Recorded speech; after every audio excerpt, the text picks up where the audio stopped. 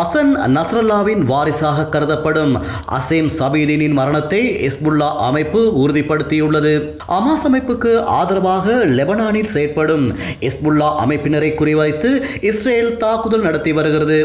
இதில் ஹிஸ்புல்லா அமைப்பின் தலைவர் அசன் நஸ்ரல்லா கடந்த மாதம் 27ஆம் தேதி கொல்லப்பட்டார்.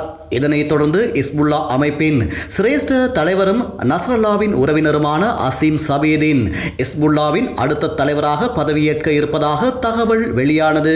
இந்த சூழலில் அடுத்த தலைவராக வருவதற்கு வாய்ப்புகள் கொண்ட ஹிஸ்புல்லா அமைப்பின் முக்கிய தலைவரை 3 வாரங்களுக்கு முன் நடத்திய வான்வெளி தாக்குதலில் கொன்றுவிட்டதாக இஸ்ரேல் ராணுவம் அறிவித்தது.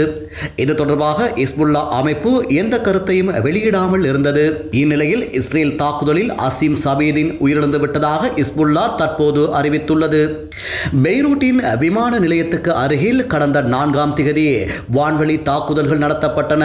அதற்கு பிறகு அசீம் சபீதினுடனான தொடர்பு துண்டிக்கப்பட்டு விட்டது என்று ஹிஸ்புல்லா அதிகாரிகள் தெரிவித்துள்ளனர். இதையடுத்து ஹிஸ்புல்லா அமைப்பின் அடுத்த தலைவர் யார் என்ற கேள்வி எழுந்துள்ளது. ஹிஸ்புல்லா லெபனானில் அதிகாரம் செலுத்தும் இராணுவ, அரசியல் மற்றும் சமூக அமைப்பாக செயற்பட்டு வருகிறது. ஹிஸ்புல்லாவை தீவிரவாத அமைப்பு என்று இஸ்ரேல், அமெரிக்கா, பிரிட்டன் உள்ளிட்ட நாடுகள் அறிவித்துள்ளமை குறிப்பிடத்தக்கது.